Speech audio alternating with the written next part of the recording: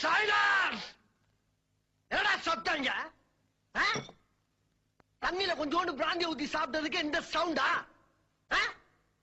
நாங்கெல்லாம் பச்சையா ராவா 2 பாக்கெட்டை உடச்சி சாப்பிட்டு அட்டண்டத்துல கன்மார் நிக்கிறோம். டேய் மடையா, டேயா?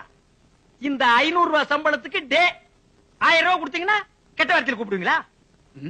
டேன்னு கூப்பிடுறதுக்கு நீங்க இந்த சம்பளம் 10,000 ரூபாய் கொடுக்குறீங்க. அந்த 10,000த்துல எவ்வளவு சைஃபர் இருக்குன்னு உனக்கு தெரியுமா?